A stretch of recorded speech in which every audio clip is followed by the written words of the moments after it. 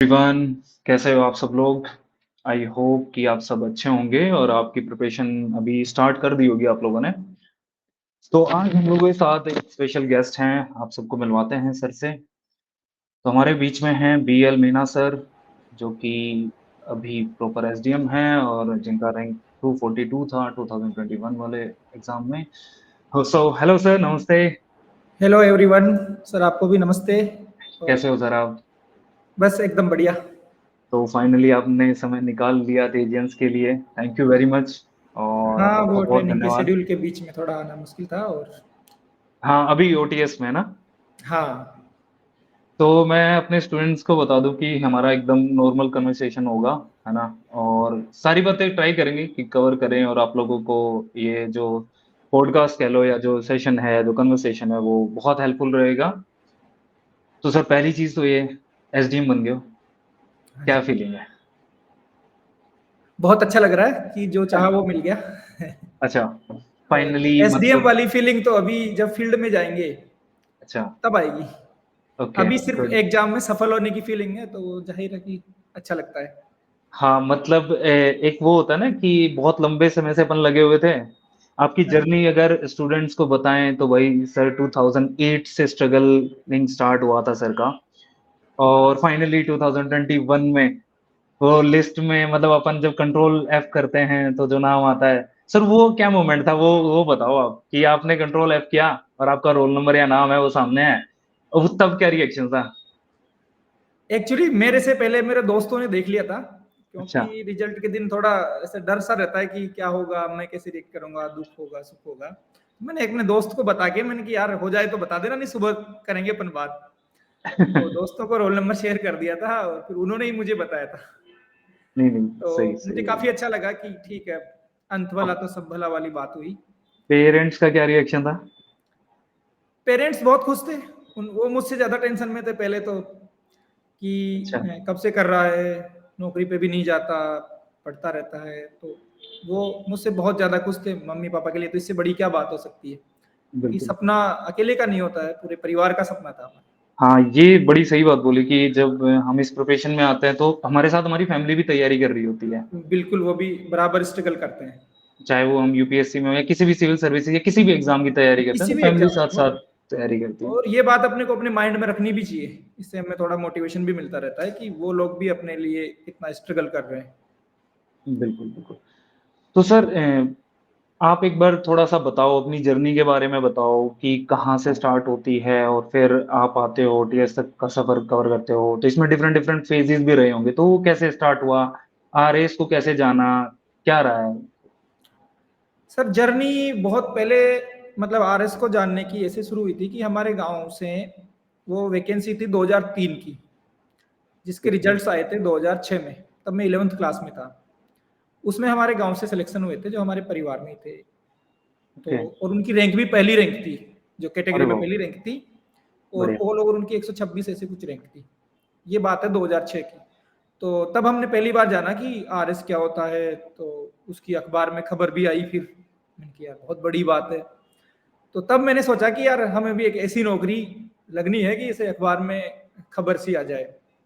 लेकिन तब कुछ आइडिया नहीं था कि क्या सिलेबस होता है, क्या तैयारी होती है, कितना पढ़ना पड़ता है, प्री मेंस इंटरव्यू, ये सब मुझे कुछ भी पता नहीं था। फिर उसके बाद 12वीं की ग्रेजुएशन किया मैंने अपने, मतलब वैसे ग्रेजुएशन वैसे बिल्कुल वैसे ही किया है, जिसमें एक भी ओके। दिन कॉलेज नहीं गया। 1 वीक सीरीज पढ़ के।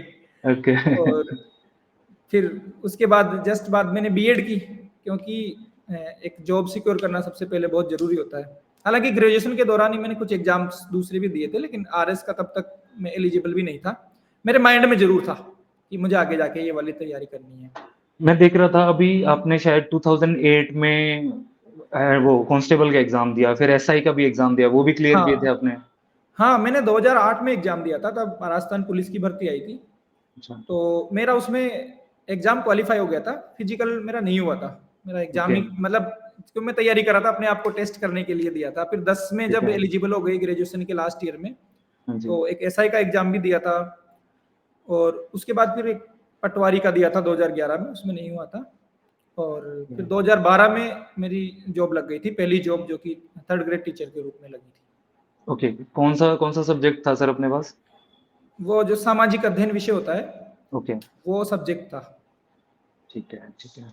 तो वहाँ पे फिर आपने आरएस जाना फिर वहाँ पे मतलब अच्छा वाला जॉब लग गई थी, ठीक है, एक हाँ, सैटिस्फैक्शन आता है कि हाँ यार, घरवाले भी अब खुश हैं।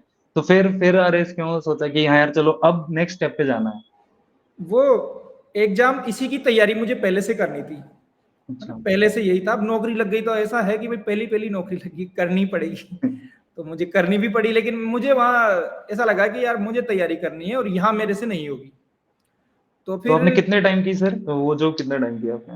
वो जॉब सर मैंने 2 साल की। ओके, मतलब मैंने 13 सितंबर 2012 को जॉइन किया था और एग्ज़ैक्ट 13 सितंबर 2014 को मैं वहाँ से निकल लिया था कि ओके। मुझे अब ये जॉब नहीं करनी है।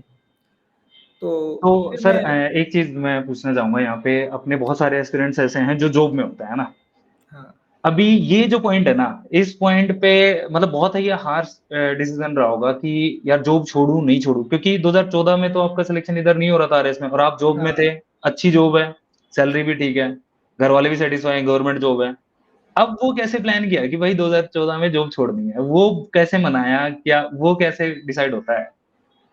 एक्चुअली घरवालों को तो मनाने की मुझे ज़रूरत कम ही पड़ी क्योंकि मेरे एक भैया हैं वो मुझ पर काफ़ी ट्रस्ट करते थे। ओके, तो बाकी घरवालों को इतना समझ भी नहीं आता, तो कि ये क्या कर रहे हैं, तो मैंने उनको कन्विंस कर लिया कि यार मतलब जो मेरा लेवल है मैं उससे जिसमें बेटर कर अभी सकता हूँ मतलब। हाँ, और मैं मतलब यहाँ रहते हुए नहीं कर पाऊँगा क्योंकि मुझे जो दूसरे लोग हैं उनसे ज़्यादा टाइम देना पड़ेगा क्योंकि अपना एजुकेशनल बैकग्राउंड इतना बढ़िया है नहीं। ठीक क्योंकि इस बात है। कॉम्पिटिशन में आईआईटियंस और कॉन्वेंट के बच्चे और जिनके कोई लाइफ ज़िम्मेदारी नहीं है और उनको सिर्फ पढ़ना है, उस तरह के बच्चे आते हैं, तो मुझे एकदम फ्री होके पढ़ना पड़ेगा तभी मैं कुछ कर पाऊँगा। तो इस तरह मैंने उनको इस चीज़ के लिए तो मना लिया और ठीक फिर है। आ गए फिर जयपुर तो आप 2014 में। फाइनली जयपुर आते हो 2014 में जॉब छोड़ के। हाँ, हाँ। अब अपनी प्रिपरेशन स्टार्ट हो जाती है। हाँ, बिल्कुल, कुछ समय मैंने यहाँ रहा और कुछ दोस्त बने, थोड़ी कोचिंग भी की, ओके, प्रीलिम्स की और फिर मैंने तैयारी शुरू की और एक्चुअली वो जो मैं जॉब छोड़ के आया था ना, वो 2013 की वैकेंसी थी। अच्छा, उसका पहला जो प्री हुआ था, वो हुआ था 26 अक्टूबर 2013 को। बाद में वो अमृतलाल मीणा और ऐसे करके कुछ उसमें पेपर आउट करने वाला कांड हो गया था एक, तो वो हुँ, रद्द हो गया। ओके। तो फिर मैंने किया दोबारा देना है, क्योंकि जब वो पहले हुआ था तब मेरा प्री नहीं हुआ था उसमें, ओके, जब वो ओरिजिनल एग्जाम हुआ था ना उसमें, ठीक है। मतलब कुछ ही मार्क्स कम थे। तो मैंने कहा यार अपन यहाँ बैठे बैठे ही एग्जाम दे के आए हैं और इतना स्टैंडर्ड पेपर पहली बार आया था उस समय पैटर्न चेंज होने के हाँ बाद जी, हाँ जी। और अपने कुछ ही मार्क्स कम है तो अपन तैयारी करके देंगे। तो मैं फिर वो जब वही एग्जाम दोबारा हुआ था 2015 में हुआ था वो, अगस्त ओके, या सितंबर 2015 में, वो जो 13 में कैंसिल हुआ था वो वाला एग्जाम। तो मैं उसकी तैयारी करने के लिए आया था। तो ओके, फिर वो वाला मेरा प्री हो गया, फिर उसका मेंस हुआ, लेकिन 2013 वाला मेंस मेरा हुआ नहीं था। हालाँकि मेरे ग्रुप में से, मेरे दोस्तों में से कुछ लोगों का सिलेक्शन हुआ, तो हाँ इससे जी, मुझे थोड़ी-सी पॉजिटिव एनर्जी मिली कि यार अपने साथ वालों में से कोई बने हैं तो ठीक है, अपन भी बन जाएँगे।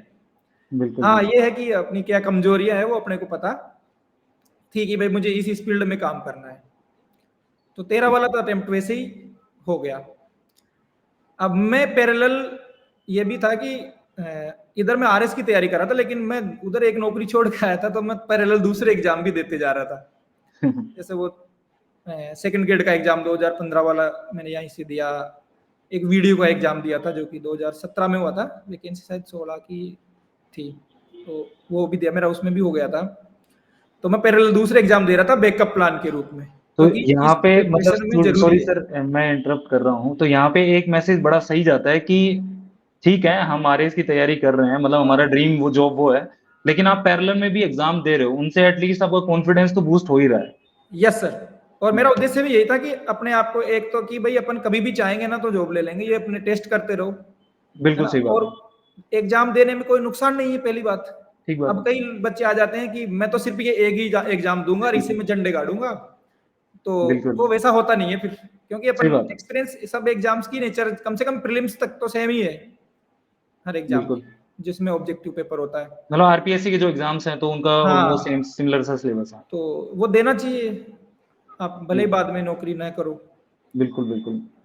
तो सर ये अपन आ जाते हैं कि हाँ भाई कोचिंग कर लिए थे और पेपर भी दे रहे हैं, ठीक है। सर अब जैसे आरएस के 3 फेजेज़ हैं, प्रीलिम्स है, मेंस है और इंटरव्यू है ना? अभी जैसे आप लोगों को ये चीज़ तो फ़ील होती होगी ना उस टाइम पे कि सोर्सेज़ कम हैं। उस टाइम पे कम भी होंगे sources no doubt, yes, social media कह लो या फिर मतलब टेलीग्राम भी कोचिंग्स नहीं कह था। लो या सोर्सेज़ हाँ, टेलीग्राम भी नहीं था। तो उस फ़ेज़ में तैयारी करना और अगर आज के टाइम पे जैसे अभी अगर स्टूडेंट्स की बात करें ना, तो स्टूडेंट्स के पास मल्टीपल सोर्सेज़ हैं। मतलब आप देखोगे टेलीग्राम पे एकदम भीड़ सी है कोचिंग्स की, ठीक हाँ, है? तो ये चीज़ कहीं न कहीं डाइवर्ट भी करती है, पॉज़िटिव भी है, नेगेटिव भी है। तो आप इस चीज़ को कैसे लेते हो? और स्टूडेंट्स को इस चीज़ को कैसे टेक केयर करना चाहिए कि भई ज़्यादा हैं बट हमें क्या पिक करना चाहिए? आपने उस फ़ेज़ में जब कम सोर्सेज़ थे तो उन चीज़ों को ध्यान में रखते हुए कैसे प्रिपेयर किया? और अभी स्टूडेंट्स के लिए क्या मैसेज है जो लोग अभी इतने सारे सोर्सेज़ से घिरे हुए हैं? Yes, yes. सर इसमें सबसे पहली बात तो कि उस टाइम पे सोर्स क्या थे, क्या नहीं थे ये है। तो उस समय सोशल मीडिया नहीं था, टेलीग्राम बिल्कुल नहीं था, बिल्कुल। तो सोर्स की प्रॉब्लम थी। हम लोग तो ऐसे करते थे कि जैसे हम कोचिंग नहीं कर रहे थे, जी। तो मैं और मेरा रूममेट जाते किसी कोचिंग के बाहर खड़े होते, वहाँ की शरीफ सा बच्चा देखते कि आ भाई तुझे चाय पिलाते हैं, उसकी कॉपी लेते, फोटोकॉपी करवा लेते और इस तरह से थोड़ा बहुत जुगाड़ करते। नोट्स की? हाँ, ओके। और या फिर हम मेहता बुक डिपो पे जाते थे, हाँ जी। उससे वो बुक लेते कि यार ये फला चैप्टर कहाँ मिलेगा। अब तो कंपाइल्ड को दे देते हैं, टेलीग्राम पे मिल जाते हैं। हाँ जी, हाँ जी। जैसे उस 16 के अटेम्प्ट में भी हमने ऐसा किया था, मतलब ज्यादा पुरानी बात नहीं है ये, अभी हुँ, तो अजीब हुँ। सी लग रही होगी। हम उस पे गए कि यार ये बुक है, सेकेंड हैंड बुक्स मिल जाती है उसमें से, कि ये नहीं आप कितने की दोगे किताब की, 150 रुपए की। अच्छा, मैंने कहा हम ये किताब आपको थोड़ी देर में वापस दे दें, आप तो हमें 50 रुपए ले लेना, अभी तो 150 ले लो, लेकिन हम हाँ थोड़ी जी। देर में वापस दे देना और हमें जो इसके चैप्टर चाहिए हम उसकी फोटोकॉपी करवा लेंगे। ओके। तो हम ऐसे भी हमने सोर्सेज कलेक्ट किए और हैं। वो बुक डिपो वाले अलाउ कर देते थे आपको कि हाँ हाँ, यार वो ले अलाउ जाओ? कर देते थे, हम उसको वापस दे देते थे थोड़ी देर में। ये सही है। तो मतलब वो भी फेज था। अब आज क्या है, आज तो दिक्कत ये है कि आपके पास सोर्सेज इतने हो जाएंगे कि आपको खुद समझ में नहीं आएगा कि क्या करें। अब तो एग्ज़ैक्टली, मतलब जैसे जैसे एग्जाम पास आता है, वो जो टेलीग्राम ग्रुप्स हैं या दूसरी वेबसाइट्स है या व्हाट्सएप ग्रुप्स में वो भरमार हो जाती है, बिल्कुल। हर कोचिंग के और इसके नोट्स मतलब कलेक्ट हो जाते हैं। तो इसमें मेरा कहना ये है कि आप अगर डंग डंग के पढ़े हो ना, जैसे हमने, मेरी भी आदत थी, मैं ट्रस्ट नहीं करता था और 2-3 किताबें पढ़ती थी, पढ़ने के बाद लगता था कि यार मैंने इसको फालतू ही पढ़ा। सब ओके, में ये लगभग सेम सेम ही सेम मटेरियल कंटेंट है। हाँ, होता है। सेम ही चीज़ें हाँ, हैं बस। सेम ही हाँ जी, कंटेंट होता है, बनाने वाले भी कहीं से मतलब मिक्स करके या कंपाइल करके ढूंढ के और अच्छे से बनाते हैं। ठीक बात तो है। इसमें तो यही है कि आप अपने सीनियर्स की राय लेकर के, अपने मेंटोर की राय लेकर के कि यार ये कंटेंट है, उसको दिखा लो एक बार और उसी पर फिर फोकस करो कि मुझे अब यही पढ़ना है। जब वो आपको पूरा याद हो जाए या वो पूरा समझ में आ जाए तो फिर बाकी चीजें आत्मिक संतुष्टि के लिए देख सकते हो, लेकिन उतने में काम हो हो जाता जाता है, है। क्योंकि हमारे पास जो होता है वही याद नहीं होता हमें, और हम इधर उधर ढूंढते रहते हैं। दूसरे के नोट्स अपने को हमेशा अच्छे लगते हैं कि वाह यार अपने बेकार है, इसके बढ़िया है। तो हाँ, यही है ये कि सही एक बात कह रहे सोर्स हो। पे अपन रिलाई करें और उसी को अपन रिवीजन करें, उसी पर फोकस करें। हाँ, मतलब वही है कि मल्टीपल पे भागने से ज़्यादा बेटर है कि मल्टीपल एक पे पे तो फ़ोकस भागना करो। एकदम बर्बादी का रास्ता है। हाँ जी, हाँ जी। और वो क्या है कि वो फिर कन्फ्यूज़न क्रिएट कर देता है बच्चों के माइंड में कि किस पे जाना चाहिए, किस पे नहीं जाना चाहिए। कंफ्यूजन भी क्रिएट करता है और सर सबसे बड़ी बात है, याद नहीं रहता वो, एग्ज़ैक्टली। और और याद किसी नहीं एक रहेगा चीज़ तो को आप अपन लिख नहीं बार-बार पढ़ते पाएंगे। हो तो वो ज़्यादा याद हो जाती है। हाँ, वो याद नहीं रहता। ओके। मतलब जब आप पहली बार पढ़ रहे हो, कोई कंसेप्ट आपको समझ में नहीं आई, तो उसको समझने के लिए आप कहीं और से सर्च कर सकते हो या कोई वीडियो देख सकते हो या कोई दूसरी किताब उठा सकते हो, लेकिन आपको परमानेंटली सेम एक ही चैप्टर 2 जगह से नहीं पढ़ना है। बिल्कुल ठीक बात है सर। तो ये बढ़िया बताया सर आपने कि मल्टीपल सोर्सेज़ ठीक है, एक बार देख लेना चाहिए बट आप एक ही पे रिलाय करो और हाँ, उसको वो देखते बार-बार ही समझ में आ जाएगा सर कि दोनों हाँ, में सेम बिल्कुल। ऐसा सही डिफरेंस सही नहीं है। बात। सर अभी क्या है कि जैसे हम देखते हैं कि प्रीलिम्स बहुत ज़्यादा स्टूडेंट्स देते हैं, उसमें फिर फ़िल्टर होके मेंस के लिए लोग आते हैं एंड हाँ, देन फ़िल्टर होके वो इंटरव्यू के लिए जाते हैं। सो प्रीलिम्स ना बहुत बड़ी हर्डल हो जाता है लोगों के लिए। तो आपके क्या सजेशंस हैं? आप किस तरीके से तैयारी करते हैं? पर्टिकुलरली प्रीलिम्स की अगर बात, क्योंकि अभी सामने प्रीलिम्स है स्टूडेंट्स के, और यहाँ पे बहुत सारे स्टूडेंट्स आते हैं अपने पास स्टेज में कि एक तो मतलब उनका ना मोटिवेशन बहुत डाउन हो रहा होता है। वो पता नहीं एंग्जायटी अटैक्स हैं या डिप्रेशन की तरफ जा रहे होते हैं या फिर खुद को डिमोटिवेट कर देते हैं, सेल्फ डाउट क्रिएट होने लगता है। तो ये चीज़ें तो आपके साथ भी हुई होगी। कभी ना कभी तो ये पॉइंट पे आपको तो ये भी लगता होगा कि यार मैंने तो जॉब भी छोड़ी, मेरे पास हाँ, पहले ऑलरेडी जॉब थी और फिर मैं आ गया हूँ, अब कैसे जवाब देंगे? अच्छा हाँ, एक प्रॉब्लम ये भी होती है स्टूडेंट के साथ कि वो खुद से अज़्यूम करने लग जाते हैं कि घरवाले क्या सोचेंगे? मैं घरवालों को क्या जवाब दूँगा? मैं जयपुर से वापस कैसे जाऊँगा? तो ये चीज़ें तो सर आपके साथ भी होती हैं। तो वो प्रीलिम्स के टाइम पे आप उस चीज़ से कैसे डील करते थे और प्रीलिम्स की तैयारी को कैसे लेके चलते थे? देखो इसको अपन 2 पार्ट में डिवाइड कर लेते हैं। पहली बात है कि घर वाले क्या सोचेंगे या दोस्त क्या सोचेंगे या फेल हो जी, गया तो मैं क्या करूँगा? इसका मतलब मेरे साथ भी यही होता था कि कोई क्या कहेगा, कोई क्या कहेगा। मैं ये जानता हूँ कि मैंने यहाँ से जब मैं जाऊँ, चाहे मैं फेल होके जाऊँ, चाहे पास होके जाऊँ, कैसे भी जाऊँ, मेरे मन में ये नहीं होना चाहिए कि यार मैंने यहाँ एक भी दिन खराब किया। और मैं ये बात दावे के साथ अपने घर वालों से कह सकता हूँ कि यार मैं भले ही फेल हो गया लेकिन मैंने अपना एक भी दिन खराब नहीं किया। मैं यहाँ जितने टाइम रहा हूँ मैंने सिर्फ पढ़ाई की है। महीने में एक दिन अगर आपको मूवी देखनी है, कोई और मस्ती करनी है तो वो अपन कर बिल्कुल। सकते हैं, लेकिन ऐसा नहीं है कि अपन रोज इस तरह मतलब का गिल्ट करें। फील नहीं हो रहा है अंदर आपके कि मतलब आपको नहीं होना चाहिए गिल्ट फील। आपको बिल्कुल। ये पता होना चाहिए कि यार मैं ईमानदारी से कर रहा हूँ, दुनिया चाहे कुछ भी सोचे, दुनिया और सोचेगी। खुद को सर पता भी होता है कि हम क्या कर रहे हैं। हाँ, खुद को पता होता है। तो हुँ, इस चीज़ से तो अपन ऐसे डील कर सकते हैं कि जिस दिन यहाँ से जाएँगे, मन में ये नहीं होना चाहिए कि मैंने एक भी दिन खराब किया। उसके बाद आप फेल हो गए ना, या हमारी तो दुआ है कि पास हो, लेकिन फेल भी हो गए ना तो भी गिल्ट नहीं रहेगा कि यार एग्ज़ैक्टली। मैं कुछ और करता तो अच्छा होता। गिल्ट नहीं रहेगा, आप दोषी भी नहीं रहोगे। तो पहली बात तो ये। दूसरी बात है प्रीलिम्स की तैयारी की।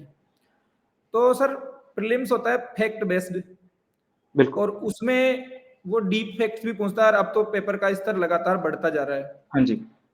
तो मेरा तो क्या है, जैसे वो मैथ्स और रीजनिंग वाला पार्ट थोड़ा कम था, तो मैं जीएस पे ज्यादा ध्यान देता था। तो हिस्ट्री, ज्योग्राफी, पॉलिटी, इकोनॉमी, ये जो 4 बड़े सब्जेक्ट हैं, हाँ जी। इनको अपना जो फ्री वाला टाइम है उस समय इनकी बेसिक अंडरस्टैंडिंग आपकी बढ़िया कर लो, विद साइंस, मतलब साइंस भी इसमें इंक्लूड है ठीक बात है। फ्री फ्री वाले टाइम में। और जब अब भाई प्रीलिम्स का 2 महीना रह गया या 1 महीना रह गया, क्योंकि अपन जब 6 महीने पहले पढ़ रहे हैं उस समय तो आपको वैसे पढ़ना ही नहीं है कि मैं टाइम पास करके 2 घंटे में खत्म कर दूंगा। हाँ जी। उस समय तो आप मतलब पूरा डिटेल से पढ़ लो अकॉर्डिंग टू सिलेबस, है ना। और जब आपका एग्जाम आए तो इन सब्जेक्ट्स को आप बढ़िया 2-3 बार अपन ने जो भी नोट्स बनाए या जो भी कंटेंट अपन फॉलो कर रहे हैं उनसे अपन रिवीजन कर लेंगे। ठीक बात और है। इसके अलावा करंट और सर्वे, ये एकदम बिल रामबाण है, क्योंकि अपने लगभग 50 क्वेश्चन करंट और सर्वे से हो यहाँ से जाएंगे और कवर वो हो जाएँगे। बहुत कम एफर्ट्स में तैयार हो जाते हैं। हाँ अगर जी, आपने सही। इकोनॉमिक्स अच्छे से पढ़ी है तो सर्वे को आपको तैयार करने में जोर नहीं आएगा बिल्कुल भी। बिल्कुल, और करंट अफेयर्स भी आपको तब अच्छे से समझ में आएंगे जब आपने बेसिक सब्जेक्ट्स पढ़ रखे हैं। जैसे मान लो कोई रशिया में किसी जगह की कोई घटना है, हाँ जी, हाँ जी, तो सर। आपने ज्योग्राफी, वर्ल्ड ज्योग्राफी अच्छे से पढ़ रखी है तो आपको वो ज्यादा याद रहेगा कि यार ये फला जगह के फला स्थान पे ये घटना हुई थी। हाँ, रिलेट कर पाते हो आप रिलेट कर न्यूज़ के पाते हैं तो साथ। याद ज्यादा बेटर तरीके से रहता है। बिल्कुल ठीक बात है। आप न्यूज़पेपर देखते हो, अभी करंट में मान लो कोई हाँ, सेशन चल रहा है या प्रेसिडेंट ने कुछ बोला है, तो आपको पता होता है कि यार ये आर्टिकल्स इससे रिलेटेड है, सुप्रीम कोर्ट का ये डिसीजन है तो। हाँ, बिल्कुल। मतलब राष्ट्रपति नया बना है ना तो भी अपन उसके साथ फिर ये करंट अफेयर्स की मैगजीन या नोट्स जो भी आते हैं उसमें उसके बिल्कुल, बेसिक्स भी आते रहते हैं, तो वो वहां से बिल्कुल, भी बिल्कुल। रिवीजन होता है। तो अपन वहां रिलेट कर पाते हैं। ऐसे तो अपन रिलेट नहीं कर पाएंगे जब तक कि अपन ने बेसिक नहीं पढ़ा, क्योंकि करंट भी कहीं ना कहीं अपने भूगोल और जो राजनीतिक घटनाक्रम है या खेल है इन्हीं से जुड़ा सही बात होता है। है। और ये सब्जेक्ट अपने स्टेटिक भी पढ़ते हैं, मतलब तो करंट वो के ज्यादा साथ-साथ बेटर अपने को होता है। स्टैटिक वाला पार्ट रिवाइज़ करते रहना हाँ, है, उसको ध्यान में रखना है अपने को। इसको ध्यान में रखना चाहिए हमेशा। ठीक है, ये सर आपने बता दिया। और सर यहाँ पे एक कन्फ्यूज़न और स्टूडेंट्स को क्रिएट होता है कि मतलब जैसे ना आई डोंट नो कि आपके टाइम पे, और अभी बात कर भी रहे थे कि आपके टाइम पे उतने रिसोर्सेज़ नहीं थे। अभी क्या है, टेस्ट सीरीज़ बहुत ज़्यादा टेस्ट सीरीज़ है ना? अभी जैसे मान लो किसी टॉपर ने आके ये बात बोल दी कि भई 2 टेस्ट सीरीज़ लगानी चाहिए, किसी ने बोल दिया 3 बोल दिया। तो स्टूडेंट्स के माइंड में ना एक कन्फ्यूज़न क्रिएट है और वो यहाँ पे आके सवाल पूछते भी हैं कि सर कितनी टेस्ट, आपसे भी पूछते होंगे, आपसे मिलते होंगे जब, कि कितनी टेस्ट सीरीज़ लगानी चाहिए? और कितनी की तो छोड़ो, मतलब मैं उस पे बात नहीं, आप मतलब ये बताओ कि टेस्ट सीरीज का रोल क्या है? आप कितना इंपॉर्टेंट मानते हो ओके। उस चीज को कि हाँ टेस्ट लगाना बहुत इंपॉर्टेंट है? कुछ लोग ऐसे भी होते हैं जो बिना टेस्ट के भी कर देते हैं सर, बट आप हाँ। कैसे इन दोनों चीजों को रिलेट करते हो? अच्छा, पहले तो मैं अपनी बता दूँ, मैंने वो हाँ 13 वाला अटेम्प्ट की अपनी बात हो गई थी, उसके बाद मैंने 16 वाला भी दिया, उसमें हाँ मेरा जी। इंटरव्यू हुआ, ओके। क्वालीफाई। 2018 में मेरा मेंस क्वालीफाई हुआ, इंटरव्यू दिया। 21 में मेरा सिलेक्शन हुआ है। हाँ जी। मतलब मैंने 4 मेंस लिख लिए, उसमें से मैंने 3 बार इंटरव्यू दिए हैं। बहुत बढ़िया। अब रही बात टेस्ट सीरीज की, तो टेस्ट सीरीज बिल्कुल मतलब बहुत यूजफुल है, मस्ट है। जो नए बंदे आ रहे हैं कम से कम उनके लिए तो, या ओके। फिर जो 2 बार दे लिया और उसका इंप्रूवमेंट नहीं हो नहीं रहा हो रहा है। है ना? उसको एक बार अपनी जो राइटिंग स्किल्स है वो सीनियर्स से या अपने जो कोचिंग मेंटर्स है या टेस्ट सीरीज मेंटर्स है उनसे चेक करवानी चाहिए, तो वो उनको बता देंगे। रही बात मेरी, तो सर मैंने तो क्या है, ये अटेम्प्ट्स दे के जो एनालिसिस किया ना, उसके हिसाब से मेरी अपने आप इसके अकॉर्डिंग अप्रोच डेवलप हो गई, तो मैंने कोई टेस्ट नहीं दिया, एक ये भी, बहुत बड़ा क्वेश्चन मार्क हो जाएगा कि यार सर ने तो एक भी टेस्ट नहीं लगाया था। है ना? लेकिन मैं क्या है, सब सब्जेक्ट्स के शॉर्ट नोट्स बनाना, है ना? जैसे मैं जो चैप्टर पढ़ रहा हूँ उसका मैं उसी टाइम पे क्वेश्चन फ्रेम कर लूंगा। जब चैप्टर हम्म। खत्म हो गया तो मैं उसका क्वेश्चन बना के उसका आंसर लिखूंगा। अरे तो वाह। मैं रोज वहां पर क्या कर रहा हूँ सर, मैं टेस्ट बिल्कुल सही बात है, सेल्फ लिख रहा इवेलुएट कर रहे हूँ, हो आप खुद को। सेल्फ इवेल्युएट में कंटिन्यू कर रहा हूँ, है ना? बिल्कुल। लेकिन टेस्ट सीरीज अगर मैं देता तो शायद मेरा 2018 में हो जाता। हाँ ये ये चीज भी है, हो सकती है क्योंकि सर। मेरे साथ प्रॉब्लम ये थी कि मतलब पहले मैंने वो जॉब छोड़ दी, बीच में मैंने 2017 में लेक्चरर वाली ज्वाइन कर ली थी, हाँ तो जी। मैं कुछ टाइम के लिए छुट्टी लेकर के ही आता था। ठीक है। अब 3 महीने में आपको मेंस का सिलेबस करना है, संडे के बिल्कुल। दिन अगर आप गए तो फिर वो पूरा दिन हमें ऐसा लगता था कि यार आप तो कुछ नहीं पढ़ा, सही बात है। दिन है हम जा, हाँ टेस्ट देने इसलिए के बाद मैं वैसे ही मन नहीं मैं होता दे है। नहीं पाया। हाँ। लेकिन मैं वहीं पर अपनी प्रैक्टिस टेस्ट की करता था, और टेस्ट बहुत जरूरी है, बिल्कुल। बहुत ही जरूरी है। मैंने नहीं दी इसका मतलब ये नहीं है कि वो जरूरी नहीं है। हाँ, ये भी है कि आप नहीं दोगे तो भी सिलेक्शन हो सकता है। हाँ सर ये डिस्क्लेमर जरूरी है आपका कि हाँ, बताना कि वरना बोलेंगे हाँ। यार सर ने तो नहीं दिए थे, हम नहीं दे नहीं, रहे। नहीं, ये बहुत ज़रूरी है कि हम टेस्ट सीरीज़ दें। हो सकता है कि मेरा एक अटेम्प्ट पहले हो जाता या इसमें भी बिल्कुल। मेरा स्कोर ज़्यादा बेटर होता। हाँ जी हाँ जी। क्योंकि मेरे प्रॉब्लम ये थी कि 2018 में मेरा नहीं होने का रीज़न ये था कि मेरा पेपर कंप्लीट नहीं हुआ था। लगभग 50 नंबर का छूट गया था चौथे पेपर में ही, और बाकी पेपर्स में भी मेरा कुछ पार्ट ब्लैंक छूट गया। वो इसलिए हुआ कि मैंने क्या नहीं दिए, टेस्ट नहीं दिए, बिल्कुल। और हमें कोई बताने वाला नहीं था कि भाई टेस्ट देना बहुत ज़रूरी है। तो नहीं नहीं। ये रीज़न है मेरे सही 2-3 सही। अटेम्प्ट लगने का, तो टेस्ट तो सर बहुत ज़रूरी है। बिल्कुल, बिल्कुल सही। और मतलब क्या होता है कि सर जैसे मेरा मानना है तो ये है कि टेस्ट आप ऐसे मतलब मत देखो कि भाई टेस्ट में मार्क्स कितने आ रहे हैं, आप एनालाइज़ कर हाँ, सकते हाँ, हो कि वो देखिए मैं देखना गलतियाँ क्या कर रहा हूँ। मतलब मेरे से बार-बार क्या गलती हो रही है, क्या तो मैं गलत टिक लगा के आ रहा हूँ या मैं गलत पढ़ रहा हूँ क्वेश्चन को अच्छे से इंटरप्रेट नहीं कर पा रहा हूँ। बहुत सारी चीज़ें हमें फिगर आउट हो जाती हैं टेस्ट जब लगाते हाँ, हैं तो हम लोग। बिल्कुल। मतलब तो वो वो वही एक है ना अच्छा कि हर आदमी का वो अलग-अलग बेनिफिट देगी, लेकिन बिल्कुल। वो बेनिफिट सभी को देगी ये पक्का है। हाँ, अगर आप दिल से अच्छे से लगाते हो उन हाँ, चीज़ों को। वो बेनिफिट सबको देगी। बिल्कुल, उसका बिल्कुल, कोई बिल्कुल। तोड़ नहीं है, वो देना ही चाहिए। मतलब मैं भी पिछली बार जैसे 18 में मेरा नहीं हुआ, मैं अपने एक दोस्त के साथ पास में गया जो कि उस समय टॉप 20 में था। ओके। उन्होंने बोला कि तू अगली बार ऐसा कर, तू 40-50 टेस्ट लिख, है हाँ, ना? हाँ। और पेपर में छोड़ के कुछ मत आना, और ये तब होगा जब तेरी स्पीड मेंटेन होगी। बिल्कुल। तो मैंने उसकी पूरी सलाह तो नहीं मानी, लेकिन मैं जब नोट्स या मैं घर पे ही लिखता था तो मेरी स्पीड बढ़िया थी। तो हाँ मुझे जी। पता मतलब भाई मैं पेपर पूरा कर लूँगा। टाइम पे तो पूरा मैंने हो रहा है। इस बार मेरा पहली बार चारों हुँ, अटेम्प्ट्स में पहली बार मेरे पेपर्स पूरे हुए थे। तो ओके। फिर इस बार ठीक है, सिलेक्शन हो गया। और नहीं, उसके नहीं, लिए ज़रूरी है कि आपकी स्पीड और एक्यूरेसी हो। तो अब मैंने बिल्कुल। 2-3 बार दे लिया तो मुझे ज़रूरत फ़ील भी नहीं हुई, क्योंकि वो हाँ जी, हाँ मतलब जी। अप्रोच अपने को पता चल जाती है कि इस क्वेश्चन को अपने को ऐसे लिखना है, हाँ, इस मतलब क्वेश्चन आप को अपनी ऐसे। गलतियों पे काम कर चुके होते हो उस समय हाँ, तक। लेकिन फिर भी मैं कहता हूँ कि मेरे और ज़्यादा बेटर स्कोर आता अगर मैं टेस्ट सीरीज़ देता। तो नहीं, नहीं, अपन सही उसको बात तो है सर। बिल्कुल इग्नोर नहीं कर सकते, बहुत ज़रूरी है।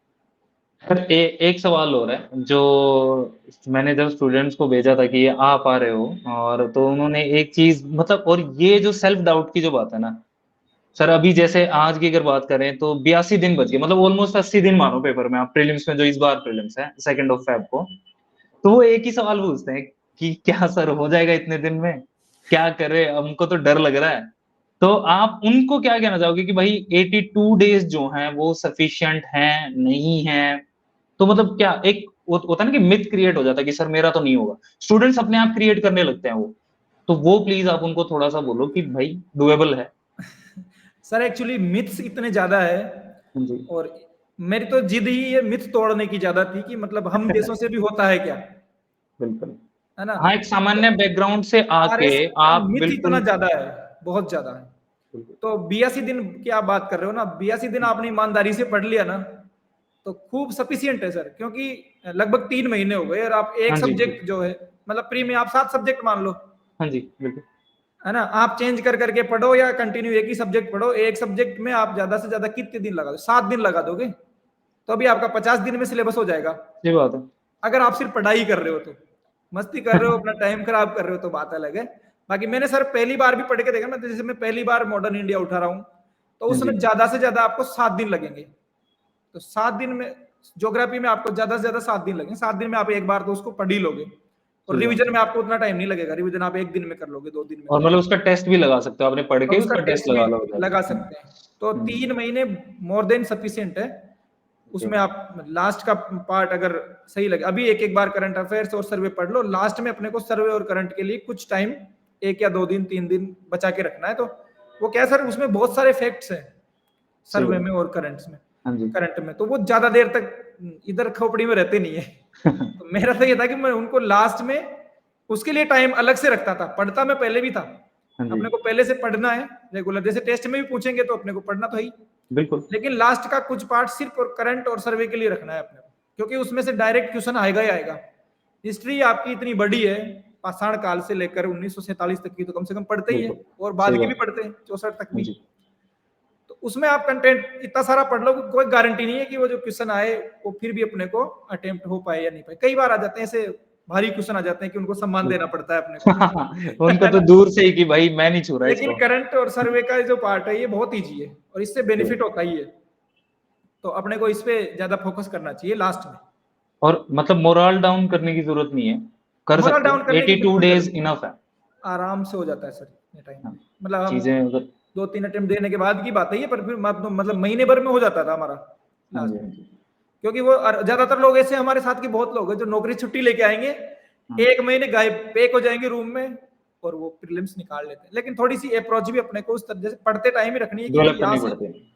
अपने को कौन सा क्वेश्चन बन सकता है। जैसे अपन जहां बिल्कुल, जहां अपन कंफ्यूज होने लगे ना कि यार चीजें मिक्स हो रही है, अपन वही सोच लेना चाहिए कि यार ये कुछ इंपॉर्टेंट चीज है, हो सकता है यही से मिलाने वाला क्वेश्चन आ जाए।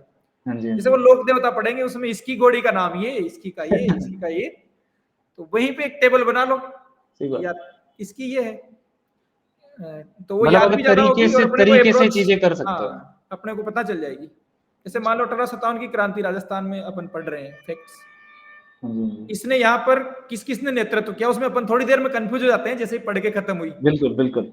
कि यहाँ पर किस अंग्रेज को मारा गया, कि नसीराबाद में किसको मारा, खेरवाड़ा में किसको मारा, या फिर देवली प्लेस वाली प्लेस छावनी में कंफ्यूज हो जाएंगे कि यार कोटा ये में किसको गलत मारा। मैच कर रहे हैं। हाँ, अब क्वेश्चन वहां से आ जाएगा कि हाँ, ये तो क्रांति का स्थान है, या वो अंग्रेज हाँ, अधिकारी जो कि जिसकी हत्या हुई थी, बिल्कुल। है ना, कुछ युद्ध है। तो जहां जहां अपन कंफ्यूज हो वहां टेबल बनाओ, लिस्ट प्रीलिम्स के हिसाब से काफी अच्छी स्ट्रेटेजी रहती है। हाँ जी। मतलब आप शॉर्ट नोट्स जो अभी आपने ज़िक्र किया था कि आप अपने शॉर्ट हाँ नोट्स बनाते थे।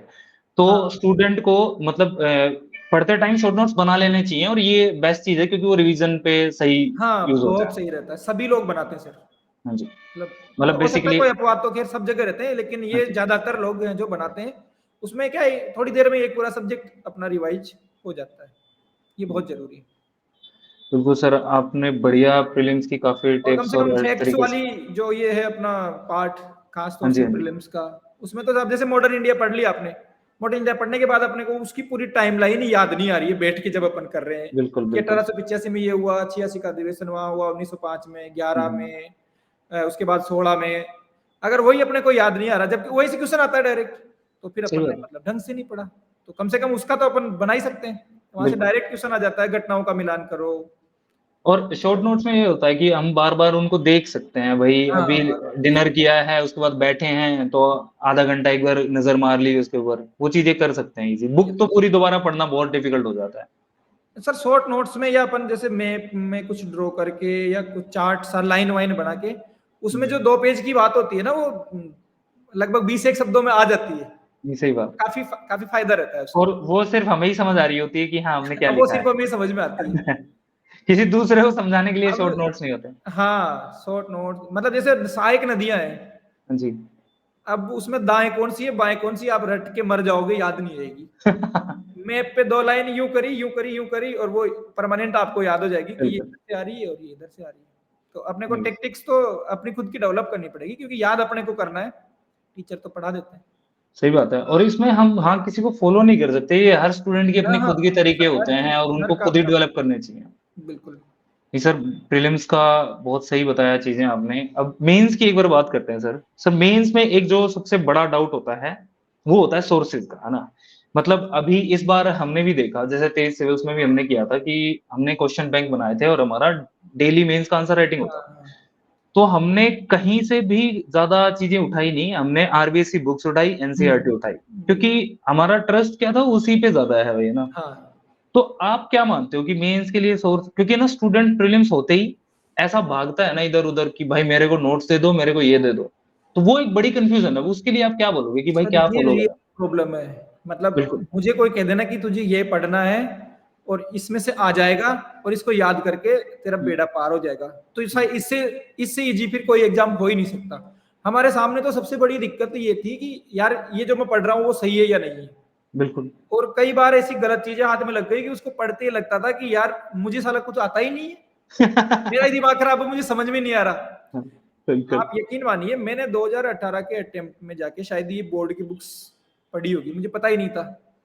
अरे भाई! और सोचो आप तैयारी कर रहे हो और अभी हाँ, तक आरबीएससी की किताबें नहीं सर सेम प्रॉब्लम है यहाँ पे भी मतलब जैसे तेज में भी जो स्टूडेंट जुड़े हुए थे, मोस्टली के साथ ये प्रॉब्लम थी कि आरबीएससी की किताबें तक नहीं पढ़ी हैं उन्होंने। हाँ, उनको इवन उनके पता पास ही वो नहीं है। किताबें हैं नहीं।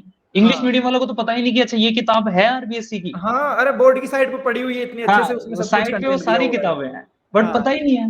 पता नहीं तो ऐसा सर क्यों इतना बड़ा एक है। मेरा तो ये मानना है सर सोर्स में जिन पॉइंट्स के सिलेबस के हुँ, अपने बोर्ड की और एनसीईआरटी की बुक्स अवेलेबल है, वो तो कम से कम अपन उन्हीं से पढ़ें। कुछ चैप्टर हर सब्जेक्ट में ऐसे हैं जो कि उनमें नहीं है। बिल्कुल। वो एनसीईआरटी थोड़े में भी फिगर आउट नहीं करने है पड़ते हैं। और बोर्ड की बुक्स में भी नहीं है। तो वो अपन गूगल कर सकते हैं। सर इवन इवन जैसे हमने जो फिगर आउट किया था, तो हमने देखा इग्नू का मटेरियल बहुत अच्छा होता है सर। बहुत शानदार, इवन एनआईओएस का मटेरियल जो है, वो भी बहुत बहुत बढ़िया। मैंने शानदार पढ़ा है। है सर वो। हाँ, उससे मतलब आपका ना ऑलमोस्ट सिलेबस हो जाता है, लेकिन फिर हाँ, भी कुछ रह जाता है, तो वो 1-2 टॉपिक हम गूगल भी कर सकते हैं। बट बिल्कुल। आप ये नहीं कह सकते कि जो मिथ्स चल रहा है ना कि यार आरएस के लिए तो सोर्सेज़ नहीं है, ये बिल्कुल सही नहीं लगती ये चीज़। सोर्सेज है और अपन थोड़ा-सा अपने को उसमें अपने को एफर्ट्स लगाने भी पड़ते हैं बिल क्योंकि जैसे मान लो अपन ने आपने ही अब वो करा दिया कोई किसी टॉपिक का। हुँ, हुँ, हुँ। हो सकता है कि किसी टॉपिक पे अपना कंटेंट कम हो। मतलब ये ज़िम्मेदारी अंततः तो किस पे आएगी? स्टूडेंट पे आनी है। अभ्यर्थी पे। बिल्कुल अपन ठीक बात देख है। लें कि यार इसमें कितना दे रखा है और उस हिसाब से ये सफिशिएंट है तो ठीक है, नहीं तो अपने को उसमें भी एफर्ट्स कहीं न कहीं लगा सकते हैं। जैसे मैं बिल्कुल। कई बार मैं बड़ा ही ऐसे रहता हूँ कि मेरे को चीज़ समझ में नहीं आई ना तो फिर मैं उसको और पढ़ लेता हूँ। जैसे कुछ लोग होते हैं कि ये दे दिया, इसको याद कर लिया, खत्म। अब मेरे जब तक बिल्कुल। चीज़ समझ में नहीं आती तो मैं उसको थोड़ा-सा बड़ा कर देता हूँ। तो फिर मैं उसमें एक जगह दूसरी जगह से सर्च कर लिया, तो वो चीज़ मिल जाती है। हाँ, भई इसने इतना दे रखा है, इसमें एक लाइन अपन ने और ऐड कर ली, इतना ही करना होता है। लेकिन अपने जो कंटेंट अपने जो दिया है उससे ज़्यादा दूर नहीं जाना, भटकना नहीं है। अपने को जो है उसको बेस रखना है, उसको आप वैल्यू एडिशन ज़रूर मतलब कर सकते हैं कहीं-कहीं पर अगर आपको ऐसा लगता है कि यार ये मुझे समझ में नहीं आया या फिर ये कम है। बिल्कुल, बिल्कुल, ठीक बात है। और वही है कि थोड़ा-सा एफर्ट आपको खुद से करना पड़ेगा। खुद से करना पड़ेगा सर। हाँ, क्योंकि सारी चीज़ें आपको थाली में परोस के नहीं दी जाएँगी, सारी चीज़ें आपको किताबों में भी और नहीं मिलेंगी, और ये सारी चीज़ों पे वो जो पेपर बनाने वाले वो भी ध्यान रख रहे हैं। वो भी ध्यान रखना है। बिल्कुल। हाँ, क्योंकि हर बार अपने को पेपर में कुछ नया देखने को मिलता है, सर, इस बार तो काफ़ी चेंजेज़ थे, काफ़ी है चेंजेज़ ना? हैं। और जिस तरीके से अच्छा हाँ, यहीं पे एक एक चीज़ और मैं पूछना चाहूँगा सर आपने 2023 वाला पेपर भी अभी देखा होगा सर। हाँ, सर, कहीं न कहीं आपको ये फ़ील तो हुआ होगा कि पेपर जो हो यूपीएससी की तरफ इंक्लाइन हो रहा है, थोड़ा-सा बिल्कुल। डाइवर्ट हो रहा है। और हाँ, यहाँ पे क्या हो जाता है कि स्टूडेंट के कॉग्निटिव स्किल्स या थोड़ा-सा इंटेलेक्ट ज़्यादा चाहिए होता है ज़्यादा क्वेश्चन को ज़रूरी है। समझने के। इसमें रीडिंग ज़्यादा माँग रहा है बिल्कुल। अब। और यहाँ पे एक हैबिट है कि स्टूडेंट न्यूज़पेपर नहीं पढ़ते और किताबें नहीं पढ़ते। तो वो क्या है कि वो टोटली रिलाई करते हैं नोट्स के ऊपर कि मैंने जो नोट से पढ़ लिया। वो और याद कर देखिए लें। सर, नोट से मेरा ऐसा मानना है, मैं गलत भी हो सकता हूँ ये चीज़ में, क्या नोट से उतनी ज़्यादा अंडरस्टैंडिंग डेवलप हो जाती है? मतलब नहीं मुझे होती। नहीं लगता उतना, जब तक आप न्यूज़पेपर को सर अच्छे से मेरे नहीं से पढ़ोगे। नोट्स पढ़े ही नहीं जाते। हाँ नोट्स जी, अगर थोड़े डिटेल में नहीं है, जो सब्जेक्ट अपने को आते हैं उनके उनके नहीं पढ़े हाँ जी। जाते, क्योंकि अपने को पता है कि यार ये तो मामला पूरा कम, नहीं है। हाँ, कम है। जैसे छोटे सब्जेक्ट हैं सर, उसमें अपने को कुछ भी नहीं पता, तो जो उसमें लिखा है अपने उसको सत्य मान करके पढ़ बिल्कुल, लेते हैं, या थोड़ा बहुत ठीक है, एनसीईआरटी और एनआईओएस की बुक्स में वो मिल जाएगा। ठीक बात लेकिन है। जो बेसिक सब्जेक्ट्स हैं, पॉलिटी हुई, ज्योग्राफी हुई, हिस्ट्री हुई, इनमें तो अपने को मतलब थोड़ा एक स्टैंडर्ड लेवल का कंटेंट जरूर पढ़ना ही चाहिए, तो उसे अंडरस्टैंडिंग अपनी बन जाए। क्योंकि नोट से अंडरस्टैंडिंग बनती नहीं। हाँ, आपने क्लास अच्छे से करी है, क्लास में आपको पढ़ाया है और आपके अंडरस्टैंडिंग बढ़िया है, तो आप नोट्स को एक दिन में रिवाइज करके आपका काम हो जाएगा उसी हाँ जी, सही सब्जेक्ट से। बात है। लेकिन एकदम नया बच्चा है जिसकी अंडरस्टैंडिंग भी नहीं है और वो सीधा नोट्स आके पढ़ रहा है, तो वो उसके लिए थोड़ा सा मुश्किल रहता है। और अगर फिर पेपर ऐसा एनालिटिकल अगर हाँ, अप्रोच बने पेपर तो अभी आपको एनालिटिकल आ रहा है सर, और एफर्ट इसमें करना डबल पड़ेगा। चैलेंज और है। हाँ जी, यूपीएससी में एनालिटिकल क्वेश्चन आते हैं, उसके 500 शब्द या बड़ा बिल्कुल। बड़ा क्वेश्चन आता है। यहाँ पे कम वर्ड्स में आपको डिफाइन 5 करना है पूरा। नंबर में एनालिटिकल पूछ लिया, उसमें शुरू बिल्कुल। करते करते खत्म हो जाता है। तो उसमें अगर अपनी सर, स्टैंडिंग अच्छी होगी ना, बिल्कुल सही बात है। अंडरस्टैंडिंग, तो ही यहीं अपन पे कर एक पाएंगे। यहीं पे एक चीज़ आ जाती है कि एक ये बड़ा चैलेंज है, ये बिल्कुल सही आपने दिखाया कि यहाँ पे मेरे ख्याल से वो प्रैक्टिस का गेम आता है कि आंसर राइटिंग आपने कितनी की हुई है। बिल्कुल। कि कोई बड़ा क्वेश्चन आ गया, उसको आपको 5 नंबर में लिखना है। आपको उसको हाँ, 10 नंबर में लिख छोटे क्वेश्चन को ही 10 नंबर में लिखवा ले रहे हैं। इस बार ऐसा हुआ अभी। तो यहाँ पे वो आंसर राइटिंग का जो रोल आता है, आप उसको कैसे वो देखते हो कि आंसर राइटिंग कितनी करनी चाहिए, नहीं करनी चाहिए? क्या है वही तो उसमें? मैं बोल रहा हूँ ना कि मैंने नहीं दिया, लेकिन आंसर राइटिंग के बिना ये काम आप कर नहीं सकते। मैंने लिखा बहुत है। अच्छा, जैसे मान आप लो मैं कैसे पढ़ करते रहा थे हूँ, फिर? कोई चैप्टर में पढ़ रहा हूँ, हुँ, हुँ। तो एक पेज पढ़ लिया, तो मैं उसमें नीचे जो खाली जगह रहती थी, मैं उसमें उस एक पेज का, कि भाई ये इतने से में इसकी समरी आ गई, वो लिख देता था। मेरे नोट्स है ना गंदे से रहते हैं पूरे। तो मैं उसका समरी लिख देता था। तो वो एक सर प्रैक्टिस तो हो ही गई ना, कि इस एक पेज का आप जो एसेंस है वो इतने से बिल्कुल, शब्दों में कैसे लिखोगे, बिल्कुल ठीक है बात ना। है। 20 में, क्योंकि अपन ने चैप्टर पढ़ लिया, तो 20 में क्या लिखना है अपने को पता होता है। हाँ जी। 50 में क्या लिखना होता है ये भी अपने को पता होता है, अपन उसी को एलाबोरेट कर देते हैं। और बड़े क्वेश्चन कैसे अटेम्प्ट करने वो भी अपने को समझ में आ जाता है। तो कुल मिला के काम क्या है, जो संक्षिप्तीकरण और पल्लवन का है, पेपर 4 को इम्प्लीमेंट करना है। उसी को इम्प्लीमेंट अपने को सब जगह करना पड़ेगा, हाँ जी, हाँ जी। लेकिन विद कंसेप्ट बिल्कुल और ठीक बात, जो विद पूछा प्लानिंग। गया है। जो पूछा गया है एज इट इज वही लिखना है, जबकि अपने को 2 लाइन लिखने के बाद पता चलता है कि यार गलत दिशा में जा रहे थे अपन तो। मेरे हाँ, साथ हुआ है, मेरी पुरानी जो कॉपियां हैं उनको देख के लगता है कि भाई इसमें मैं सटीक नहीं लिख पाया।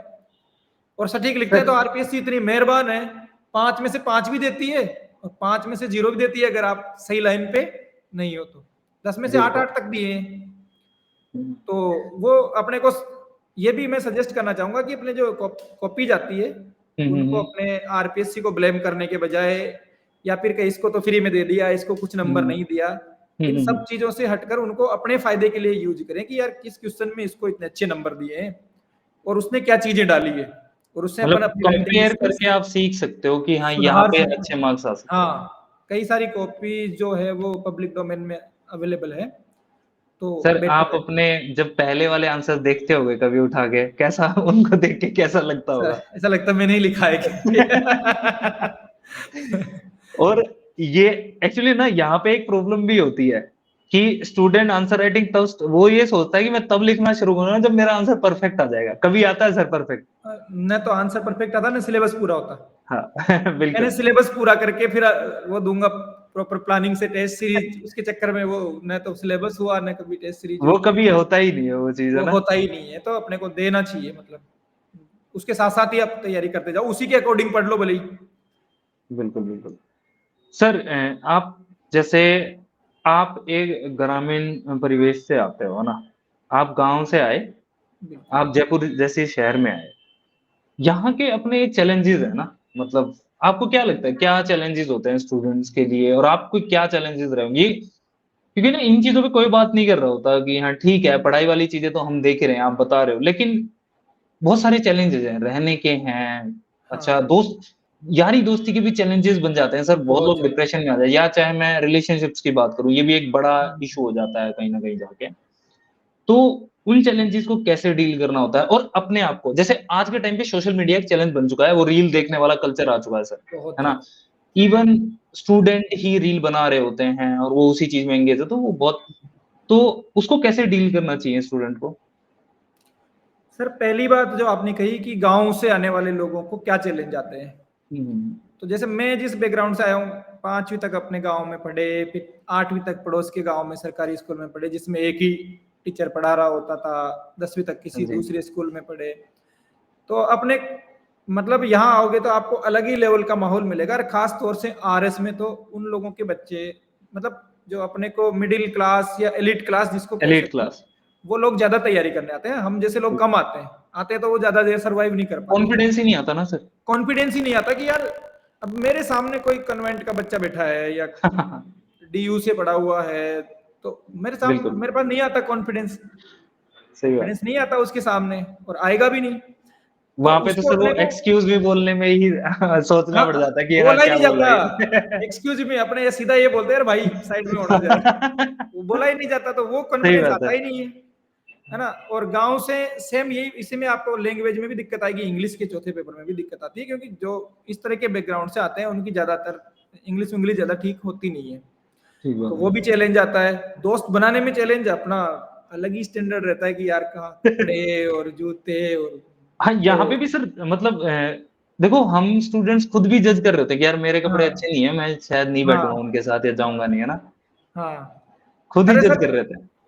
पर आप अपने तरह के लोग ढूँढिए फिर, हाँ, जहाँ आपको मिल लोन जाते ना हैं। फ़ील हो। हाँ, आप मतलब आपको खुद को पॉज़िटिव खुद को ही रखना है, तो आप अपने तरह के लोग ढूँढिए, जो मतलब बिल्कुल, उस तरह के परिवेश से आए हैं और जो पढ़ने में सीरियस है। आपको दोस्ती करके यहाँ पर क्या करना है? ज़्यादा से ज़्यादा सही बात। 4-5 दोस्त होने चाहिए, है ना? इसी तरह सोशल मीडिया का इश्यू है।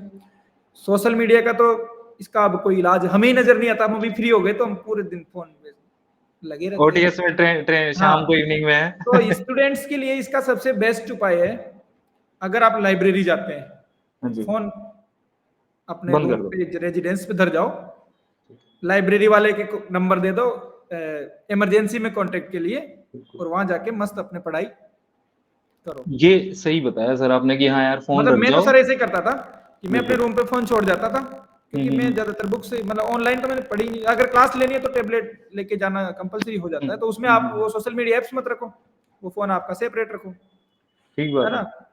मैं तो ऐसे करता था कि मैं फ़ोन अपना रूम पे छोड़ जाता था। इमरजेंसी के लिए 2-3 लोगों के पास लाइब्रेरी वाले के नंबर थे कि कुछ ज़रूरी ही बात हो, जैसे मैं नौकरी करता था तो वहाँ से भी फ़ोन आ सकते हैं। तो इस नंबर पे कॉन्टैक्ट करें, बाकी मैं फिर जब मैं सुबह जाता दोपहर को आता था तो मैं तब चेक कर लेता था। उसके बाद दिन में जाता शाम को आता तब चेक कर लेता था, बस काफ़ी है।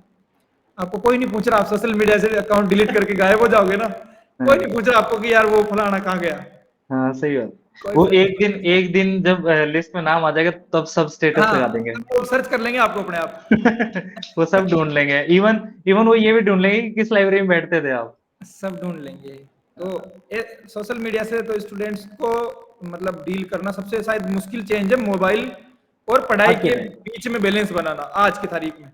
और सर ये एंग्ज़ायटी भी क्रिएट कर रहा है। आप मिले भी होंगे बहुत सारे स्टूडेंट्स हैं, हम बहुत लोग भी यहाँ पे मिलते हैं। मतलब वो आप देखोगे तो ऐसा फ़ील होगा कि वो डरे हुए हैं, पता नहीं किस चीज़ से डरे हुए हैं और एंगेज हैं, बहुत सारी इंस्टाग्राम चीज़ों में पे देख एंगेज के हैं। ऐसा लगता है कि मेरी ही ज़िंदगी ठीक नहीं चल रही, बाकी के तो मज़े आ रहे हैं। हाँ, तो ये तो उस तरह का कंपैरिज़न भी वाली एंग्ज़ायटी फीलिंग्स उससे आती भी हैं। क्रिएट होती है। बिल्कुल, बिल्कुल। इससे ठीक अपने बात को है। क्लियर दूर रहना है। दोस्ती में भी ये ध्यान रखना है सबसे ज़्यादा। अपने सर्कल के लिमिटेड दोस्त हों, हाँ पढ़ने जी, वाले हों। आप पढ़ रहे हो, उन्होंने कोई काम बता दिया, आपने मना कर दिया तो बुरा नहीं माने। ये सही पहली बात, शर्त है कि भाई मैं पढ़ रहा हूँ। अगर वो बुरा मानता है तो आपका दोस्त नहीं है। सर ठीक बात मैं है। एक ही जगह पे लगभग 10 साल रहा मैं, वहाँ मेरे हुँ, सिर्फ 4-5 ही दोस्त थे और मैं पढ़ रहा अच्छा। हूँ तो मैं मना करूँगा क्लियर और आपको मना करना है। उसके बाद वो बुरा माने तो माने कि भाई मैं पढ़ रहा हूँ, मैं कहीं नहीं जा रहा। सर यार कोई इंसिडेंट बताओ आप अपने दोस्तों का क्या क्या कुछ यहाँ पे मचाया आप लोगों ने जयपुर में? मस्ती तो करते होंगे सर? ऐसा तो नहीं है कि हाँ, अभी सीरियस तो चलो बहुत हो गया कि हाँ भाई, मस्ती, मस्ती सर फन पढ़ाई के साथ-साथ ही जैसे मेस में खाना खाने जा रहे हैं तो उस समय थोड़ी हाँ, बातचीत कर ली या दिन में दरबत चाय की थड़ी पे तो हर घंटे में 2 घंटे में जाते हैं तो उसमें तो बातचीत होती ही है। हाँ। उसके अलावा मस्ती तो मतलब करने का मूवीज टाइम था, वगैरह, हमारे बहुत प्रेशर था। हाँ? मूवीज वगैरह नहीं देखते थे क्या आप? मूवीज वगैरह मतलब कुछ जैसे बाहुबली और अवेंजर्स टाइप की मूवीज तो जरूर देखी थी। अच्छा। बाकी वो क्या है, ऐसा लगता है कि चले भी जाते हैं, फिर ऐसा लगता है कि यार आज वो फलाना चैप्टर पूरा हो जाता, अपन बाद चले में ऐसा गए, फील हो रहा होता है। बाद में और गिल्टी हो जाती है इसमें, इससे बढ़िया प्रेशर, चले जाते। आप तो मतलब पूरा वो एकदम सीरियस टाइप एस्पिरेंट हो गया ना। मुझे सीरियस होना जरूरी था सर, मेरा हाँ जो लेवल बिल्कुल। था ना पढ़ाई का वो इतना अच्छा था नहीं। जैसे 10वीं में 50% बनी मेरी, ग्रेजुएशन में 50% है। अरे यार। उसके अलावा साइंस मुझे बिल्कुल नहीं आती थी, इंग्लिश मेरी एकदम डब्बा थी, जीरो थी, मैथ्स नहीं आती थी। मैथ्स के और रीजनिंग के 15 क्वेश्चन फ्री में आते हैं। अब आप दूसरों से बिल्कुल। ज्यादा नहीं पढ़ोगे, जिनको जिसको मैथ्स आती है उसको ऐसी आती है कि वो बिना देखे जाएगा तो भी करके आएगा, वो आपके कंपटीशन मतलब में है। ये बिल्कुल सही है सर, आप मतलब ये स्टूडेंट्स के लिए ना, अगर स्टूडेंट सुन रहे होंगे ना इस बात को, तो ये सही में मोटिवेशन वाली चीज है कि आप चीजों को एक्सेप्ट भी कर रहे हो और बता रहे हो कि भाई मेरे पास ये चीजें नहीं थी हाँ और मैंने कर दिया भाई, एक 150 समय पर। क्वेश्चन है, मेरे लिए 135 ही है, तो मेरे को ज्यादा पढ़ना पड़ेगा, मतलब बिल्कुल ठीक बात है, ये है ना। आपने एक सेक्शन दूसरी को बात हटा ही ये दिया है और कि उसके बाद कॉन्फिडेंस मेहनत आया नहीं कभी कि अपन इंटेलिजेंट है। अभी भी मैं मिलता हूँ, ज्यादातर लोग टॉपर्स हैं भाई, चाहे वो करो। स्कूल का टॉपर रहा हो, कॉलेज का रहा हो, कहीं ना कहीं बिल्कुल। टॉपर है ज्यादातर। क्या 80-90% या अच्छी स्कूलिंग हुई है। हमारे पास ऐसा कुछ था नहीं, हमारे पास एक ही था कि हम उनसे ज्यादा पढ़ेंगे और उनके बराबर आ जाएंगे, जैसे प्री में पास मेहनत हो गए मेहनत मेहनत करेंगे बस। तो ऐसा लग गया कि हाँ ठीक है, वो फलाना फेल हो गया, वो उस स्कूल से आया था लेकिन उसका नहीं हुआ, इसका मतलब है कि ज्यादा फर्क नहीं पड़ता अगर आप मेहनत कर रहे हो तो। ठीक बात है। मतलब बैकग्राउंड्स और वो चलो ठीक है, एक जगह पे ठीक है, लेकिन वो आपकी डेस्टिनी डिफाइन नहीं कर रहे। नहीं, आप उसको लांग सकते हम्म, हो अगर हाँ आप मेहनत बिल्कुल। करते हो तो। हाँ भले टाइम लग जाए, एक अटेम्प्ट हाँ में जी। हो, दो में हो, पर ऐसा नहीं है। सब मुझे मेहनत इंग्लिश में से बहुत चीजें डर था। की जा सकती हैं।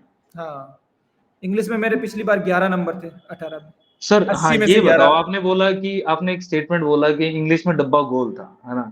यार हाँ, ये फिर पेपर 4 को कैसे हैंडल किया, उसमें कितने मार्क्स, कैसे इंप्रूव किया, क्या चीज अब आपने? सर हिंदी मेरी ठीक थी, हिंदी लिटरेचर मेरा सब्जेक्ट था, पढ़ना मुझे उसमें अच्छा लगता है। राइटिंग स्किल मेरी बढ़िया थी, तो जैसे मैं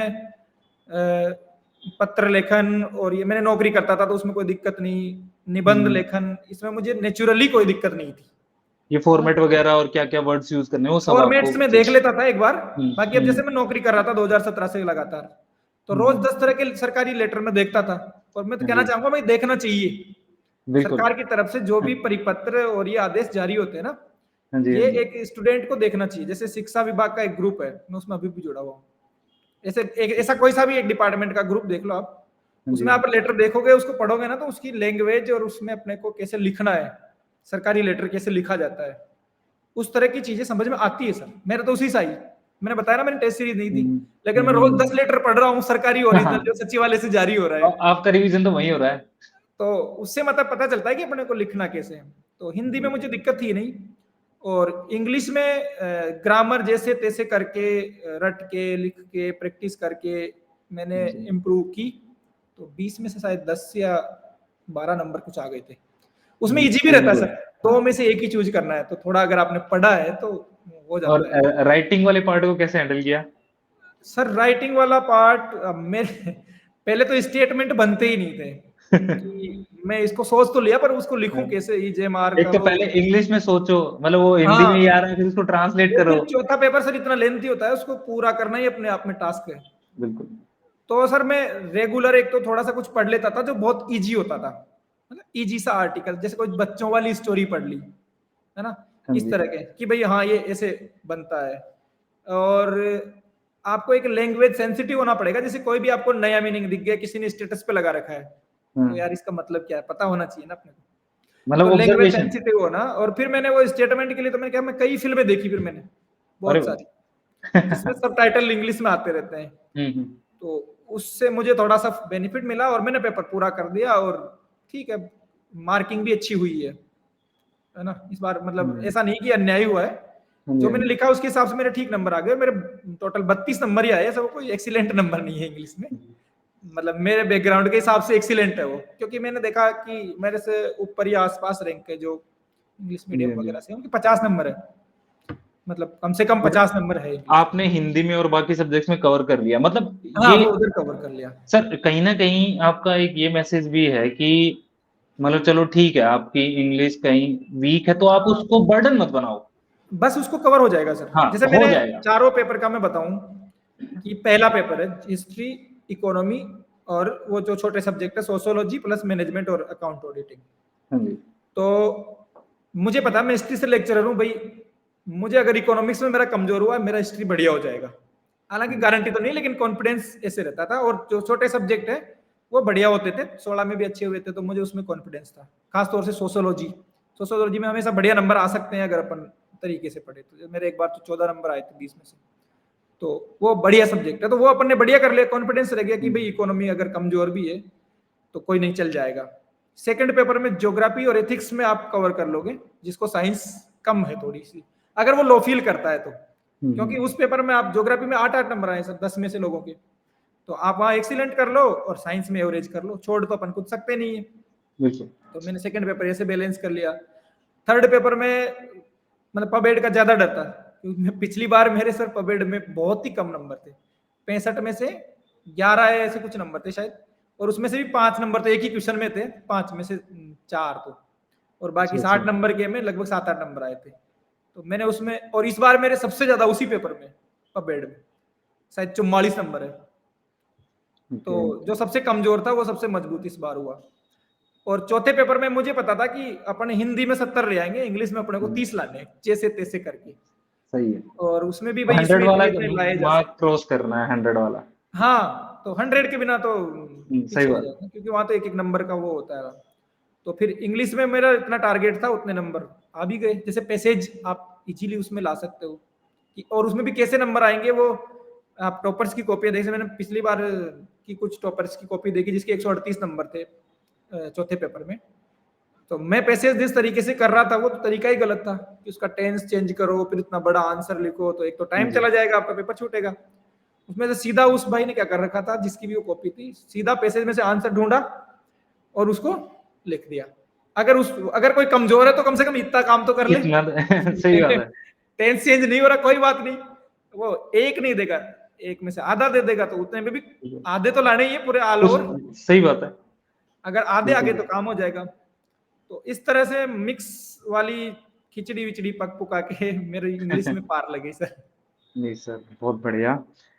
तो सर सिलेक्शन हो गया, बढ़िया है। अब थोड़ा-सा सीरियसनेस से थोड़ा-सा इधर आते हैं। सर आपने राजस्थान का या फिर सिविल सर्विसेज का बात करें तो मोस्ट रेप्यूटेड एग्ज़ाम क्लियर किया, और क्या चेंजेस फ़ील करते हो सर आप खुद में, या फिर मतलब देखो, क्योंकि आप वो उस चीज़ को बता सकते हो अच्छे से ना, कि पहले जॉब थी, उससे बैकग्राउंड वैसा था और उसके बाद अभी की लाइफ़ क्या है? क्या चेंजेस आपने फ़ील किए खुद में, चाहे फिर सोसाइटी भी, क्योंकि है ना, ये कहीं न कहीं जब हम तैयारी करते हैं तो एक सोसाइटी वाला सर एंगल बहुत होता है हमारे, कि यार सोसाइटी हमें किस तरीके से देखती है। वो रिस्पेक्टफुली कैसे ट्रीट करती है, नहीं करती है वो चीज़। तो वो क्या चेंजेज़ लेके आते हैं एक ऑफ़िसर की लाइफ़ में आरएस क्लियर करने के बाद? इवन जैसे आपने पीडीएफ में नाम देखा होगा ना, उस दिन के बाद से ही लोगों का एटीट्यूड भी इवन चेंज हो गया होगा। बिल्कुल लोगों का एटीट्यूड चेंज होता ही है, क्योंकि ये हुँ। जो सर्विस ऐसी है कि इसकी जो सामाजिक प्रतिष्ठा है वो बहुत ही ज्यादा है। ठीक बात। ठेठ अंग्रेजों के जमाने से ही चली आ रही है ये, बिल्कुल। और बहुत सामाजिक प्रतिष्ठा है। लोग स्टेट आपको लेवल पे पूछते इससे ऊपर तो हैं, कुछ भी नहीं दूसरे है। दिन अखबार में आ रहा है सिर्फ कि आरएस में चयन लोगों के आपके पास। इवन मतलब मेरा 2 दिन तो सिर्फ फोन उठाने में गए हैं रिजल्ट के बाद। अगले 2-3 दिन तो मैं सिर्फ फोन उठा रहा था और बधाइयां ले रहा था और उनको धन्यवाद बोल रहा था उनकी शुभकामनाओं के हो लिए। सकता है कुछ फ़ोन ऐसे भी रहे होंगे जो कई सालों बाद आ रहे हों। हाँ, थे ऐसे। वो आते ही है, वो सबके आएँगे, आपके भी हाँ, आएँगे। वो जो अभी आपने बात बोली ना कि वो ढूँढ लेंगे। हाँ, वो ढूँढ लेंगे आपको।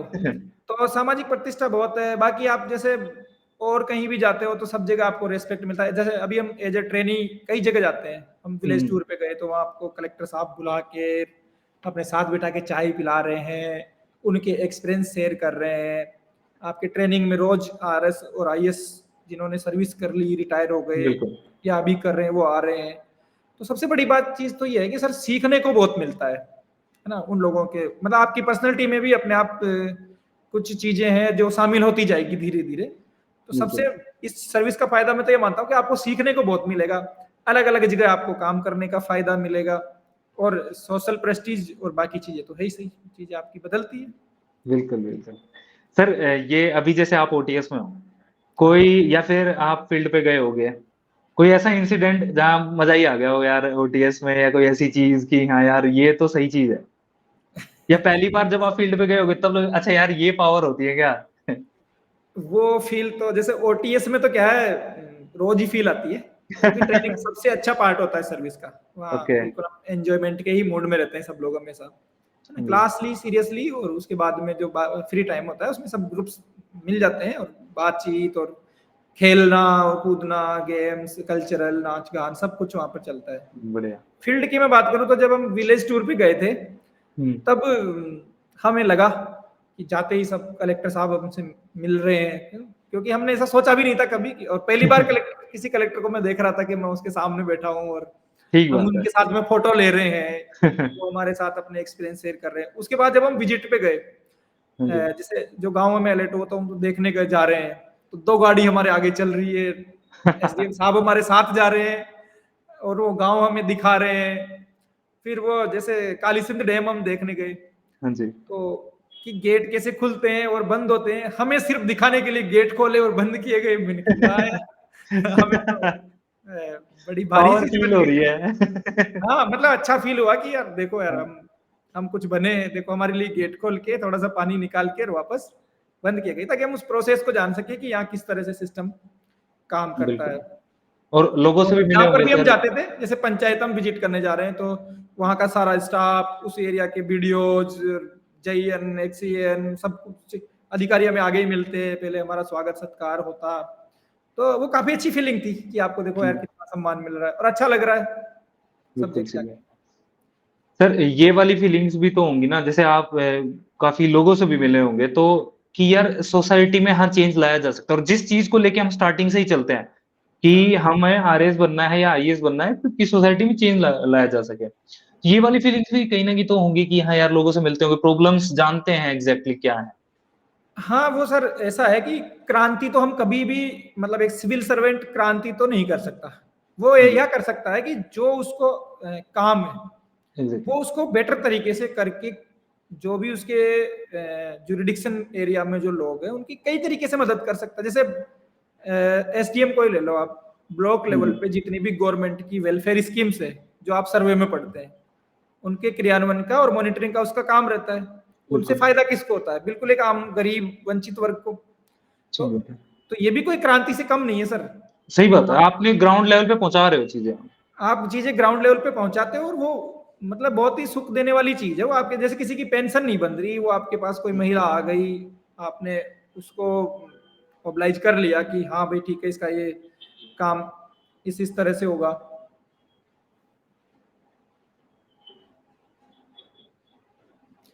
तो इस तरह से चीजें फिर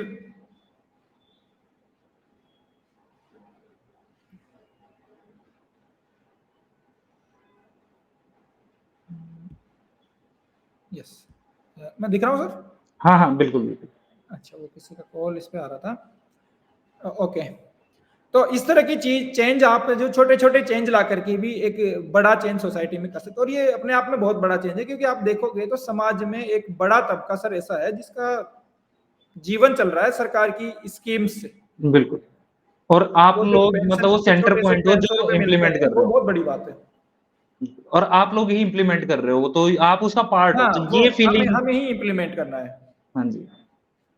जी सर, बहुत बढ़िया लगा आपसे बात करके और सारी चीजें जानी, है ना। काफी टाइम मतलब इवन बहुत देर बात कर सकते हैं, है ना, कि बिल्कुल इतनी सारी चीजें हैं बात करने को। सर, तो चीजें इतनी सारी है, आरएस का हाँ। सिलेबस ही इतना बड़ा है। हाँ हाँ बिल्कुल बिल्कुल, है ना। तो आप फाइनल मैसेज स्टूडेंट्स को क्या देना चाहोगे? उनका प्रीलिम्स आ रहा है, उनको कैसे, तो ये सारी चीजें हम लोगों ने डिस्कस कर ली। तो एक फाइनल मैसेज क्या है? और मेरी रिक्वेस्ट आपसे रहेगी कि जो हमारे लाइब्रेरी में स्टूडेंट्स हैं या यहाँ पे जो आते हैं उनसे आप मिलो, क्योंकि एक होता है ना कि यस वो सर, आप जब उनसे डायरेक्ट मिलोगे तो आप बहुत मोटिवेट होते हैं वो इन चीजों से। बिल्कुल। ऐसे मैं बता रहा हूँ ना कि हम, मतलब कोई सेलेक्टेड जिसने प्री भी पास किया हुआ है, जब तक हम प्री पास नहीं करते, हम उसको बड़ी श्रद्धा की नजर से देखते हैं कि अरे यार ये प्री पास किया हुआ आदमी है, हाँ मैं जी हाँ इससे जी। मिल लूं, एक बार बात हो जाए, ये मुझे कुछ बता दे। और उसमें बताने की बात सिर्फ इतनी सी है कि यार आप कर सकते हो। जैसे मेरा रूममेट था, वो आईआईटी से था, वो यूपीएससी की तैयारी करता, वो मेरे साथ रहता था, वो हम्म बोलता था, मतलब उसका 1-2 बार यूपीएससी हो रखा था पहले, हम्म। प्री और मेंस इस टाइप।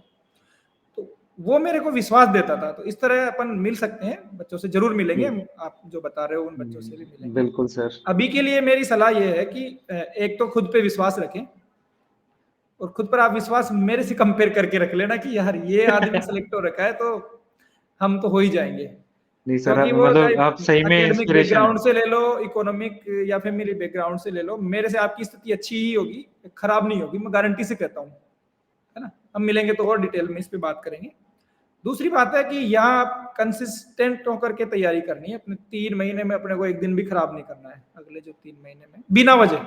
कई बार आप अगर आपने ये सोच लिया ना कि 7 दिन में एक दिन तो मेरा इस काम का रहेगा, तो एक दिन तो वो गया, और एक दिन अगर आपका सर्कल थोड़ा भी बड़ा है तो एक दिन बाय डिफॉल्ट वैसे खराब हो जाएगा आपका, तो 2 दिन चले जाएंगे, जो कि बड़ी बात हो जाएगी। बिल्कुल। तो कंसिस्टेंट रहना है, दोस्ती अपनी लिमिटेड रखनी है, और अपने आप पर भरोसा रखना है, अपने कंटेंट पे भरोसा रखना है कि जो अपने सामने है वो हो जाए, उससे अपना काम हो जाएगा। ये सारी सर, चीजें अपने को बिल्कुल ध्यान में रखनी है। बिल्कुल सर, और बहुत बहुत डेली रूटीन धन्यवाद ऐसा सर। होना है कि सुबह उठ लिए, तुम्हारी हाँ जी, जब मर्जी उठो, 7 बजे उठ जाओ, है ना। अगर आपके सर फालतू काम नहीं है ना, जैसे आपको फालतू की मस्ती नहीं करनी है, तो 24 घंटे में आप 8 बजे सुबह उठ जाओ, 12 बजे तक पढ़ लो, खाना खा के 2-3 घंटे सो लो, उसके बाद फिर 4 बजे वापस शुरू करो, उसके बाद भी आप रात के 12 बजे तक पढ़ सकते हो, इनफ बीच में टाइम, 1 घंटा खाने का इनफ निकाल टाइम लो। अगर आप सही से यूटिलाइज एनफ करते हो। टाइम है, और इतने में सिलेबस आराम से हो जाता है। बिल्कुल, बिल्कुल, ठीक बात है। नहीं सर, बहुत अच्छा लगा आपसे मिलके, और मतलब सही में मतलब वो इंस्पिरेशन वाली चीज़ें हैं कि आप यहाँ से यहाँ तक आए, और बाकी हम चाहते हैं कि आप यहाँ पे और फिज़िकली भी स्टूडेंट्स के साथ आके मिलें। तो थैंक यू वेरी मच, और यस सर, हम जरूर मिलेंगे। अच्छा आपका भी लगा सर बहुत बहुत आपसे मिलके। धन्यवाद मुझे ये प्लेटफॉर्म पे आपके बुलाने के लिए और आपसे ये सब सर बातचीत कभी भी करने में। अगर आओ आप, मुझसे तो कोई अच्छा ही लगेगा। एक भी बच्चा अगर मुझसे मोटिवेट होता है तो मैं इसे अपना सौभाग्य समझूंगा। नहीं, नहीं सर, बिल्कुल, बिल्कुल। Okay sir, thank you very much. Okay, thank you so much.